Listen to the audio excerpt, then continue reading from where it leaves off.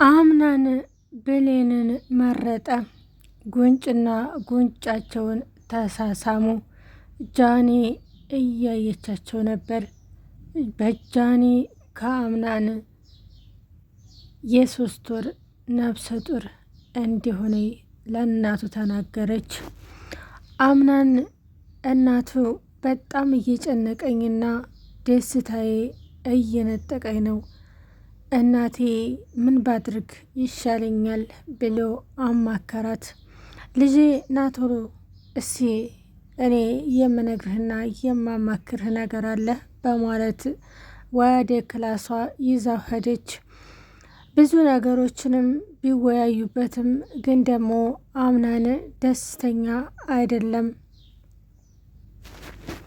የጃኒን ምስጢር የዘረገፈው ሙስጠፋ በድንገት መጣ። በድንገት ሲመጣ ማን ነው የሚቆረቁረው በማለት ተጠየቀ። ሰላም ውድና የተከበራችሁ የቻናል ቤተሰቦች እንዴት ናችሁ? ደህና ናችሁ ወይ? ለዚህ ለቻናል አዲስ የሆናችሁ ሰብስክራይብ እያደረጋችሁ ቤተሰብ ሁኑ።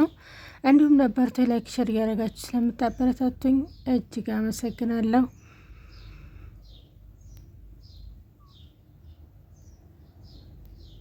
ብሌን ብዙ ነገሮችን ብታስታውስም አሁን ላይ ግን ሁሉ ነገሮች ብሶባታል።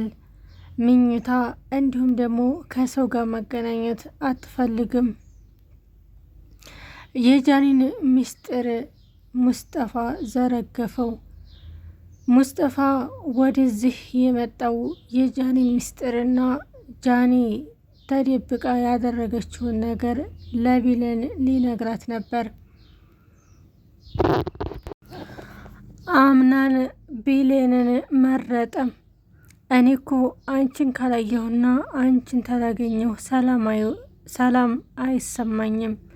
ሰላም ያለው የኔ ሰላም ያለው አንቺ ጋር ነው አላት። ተው እባክህ እንደዛ አትበለኝ፣ የልብህን ተሰራ ወደ እንዳ አሁን ላይ ብሌን አላንቺ ይደብረኛል። እኔ እኮ አላንቺ ህይወት ይመረኛል የምትለው ለምንድን ነው በማለት በጥያቄ ጠየቀችው። አይ እንደዚህ ያልኩበት ምክንያት የራሴ ያለ፣ አሁን ላይ ግን የማልናገረው ብዙ ነገሮች አሉት። ነገሮች ሲስተካከሉ እንደምትረጅኝና እንደምትቀበይኝ ተስፋ አደርጋለሁኝ አላት። ብሌንም ብዙ ነገሮችን የማስታውሰው ነገር አለ፣ በአንተ ምክንያት በጣም ብዙ ነገሮችን ተከፍቻለሁ። ስለዚህ ብዙ ነገሮችን አስተካክሌ መልሴን በቀጣዩ እምነግርህ ይሆናል አለችው። ጃኒም ብዙ ነገሮችን ደብቃ ነበር። አሁን ላይ ግን አቶ ሙስጠፋ መጥቶ የጃኒን ጉድ ዘረገፈው። አቶ ሙስጠፋ ወደዚህ የመጣው የጃኒን ምስጢር ሊያወጣ የመጣው ማን ልኮት ነው? እንዴትስ መጣ? በማለት በጥያቄ ሆኖባታል። ጃኒ ያደረገችው ነገርና እንዲሁም ደግሞ ከብሌን ጋር የሚያያይዝ ነገር አይደለም። ነገር ግን ዲሪን በጣም ስለምትወደውና ስለምታፈቅረው የያዘችውም የ3 ወር ልጅ አለ። አሁን ላይ ግን ፍቅሩ ብሌን ጋር ሆኗል። ብሌንም ብዙ ነገሮች አሉ፣ እኔም እኮ ሴት ነኝ፣ ነፍሰ ጡር ናት፣ እናትህ ደግሞ እኔ ጋር እንድትሆን አፈልግም፣ ስለዚህ የእናትህንም ቃል ማክበር አለብህ በማለት ሱፌን ተናገረች። አምናን ኮፍተር ብሎ እኔ ታሁን ወደ አንቺ መርጫለሁ፣ ስለመረኩሽና በአንቺ ውስጤ ጥሩ ስሜት ስለማይሰማው አሁን ላይ አንቺ እንደዚህ መሆን አይገባሽም። አቶ ሙስጠፋን ወደዚህ የጠራሁት እኔ ነኝ። ምክንያቱም ደውሎ ብዙ ነገሮችን ብሎኛል። ያንን ነገር ለማስተካከልና እንዲሁም ደግሞ ምን እንደሆነ እንዲነግረኝ ነበር። የጃኒን ምስጢር ድብቅ ነገረኝ። እኔና ጃኒ አንድ ላይ አንሆንም፣ የኔ ምርጫ አንቺ ነሽ በማለት ቢላል ተናገረ። ወይዘሮ ማርታ እናይማ አንድ ነገር ልንገርሽ ሱፌን፣ ስላንቺ ተደብቃ የምታወራው በጣም መጥፎ ነገር ናት። እኔ ግን አንቺና ልጄ አንድ ላይ እንድትሆኑልኝ ነው የምፈልገው። ምክንያቱም በሆድሽ ውስጥ ያልሽው የልጅን ልጅ ነው። እኔ የማደላው እናትነትን ስላየሁት ላንቺ ነው።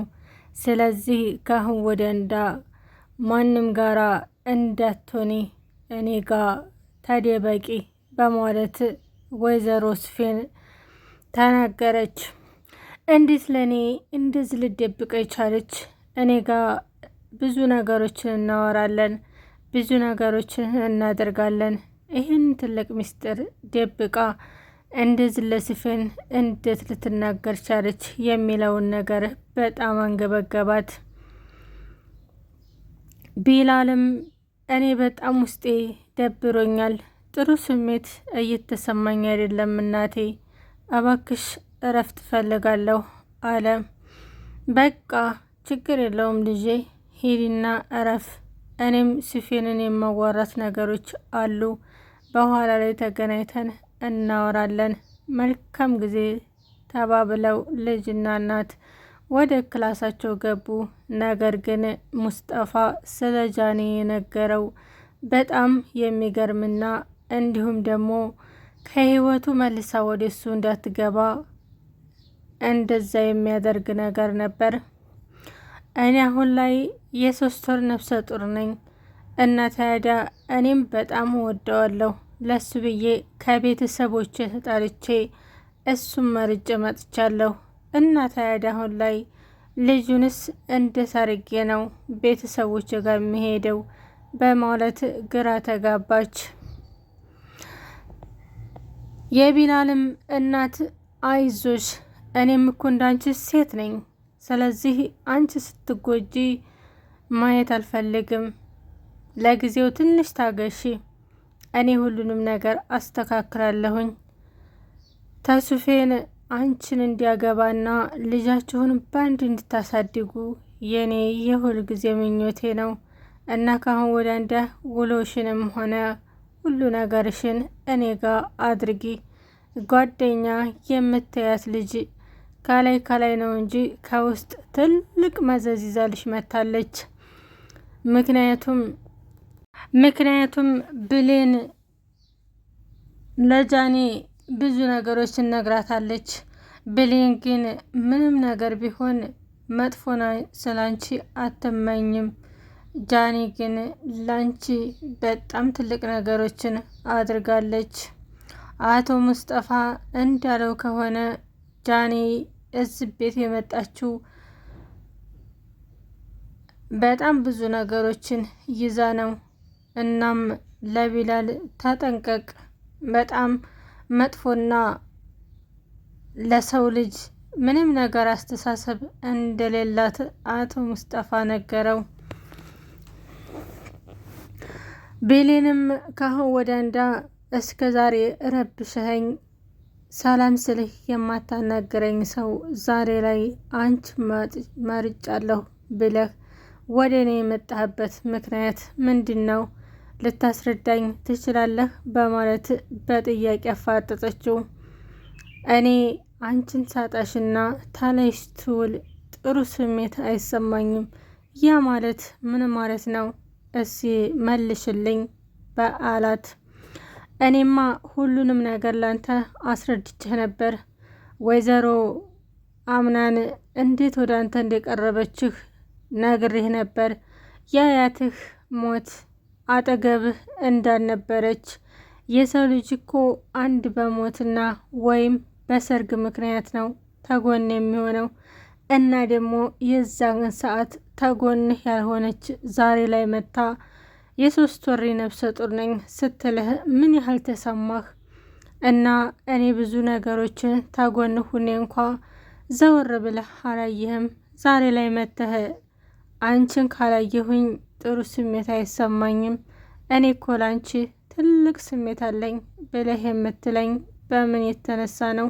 በማለት በጥያቄ አፋጠጠችው። ለመጨረሻና ለመጨረሻ አንድ ነገር እንገርሽ፣ እኔ በጣም እወድሻለሁ፣ ከብሌንም አንቺን መርጫለሁ። አሁን ላይ ሀሳቤንና ጭንቀቴን የምትረጅኝ አንቺ እንደሆንሽ ገብቶኛል። የገባኝም ከዚህ ቤት ስትወጪ ጥሩ ስሜት እንደማይሰማኝ በተደጋጋሚ ነግሬሻለሁ። እባክሽ ተረጂ፣ በቃ እኔ በጣም መጥፎ ስሜት ላይ ነኝ ያለሁ በማለት በጥያቄ ጠየቃት። እሺ ኦኬ፣ እኔ እኮ በጣም እወድሃለሁ፣ ነገር ግን በጊዜው የኔ ሀሳብ ስላልተቀበልከኝ በዛ ቂም ይዤ ነበር።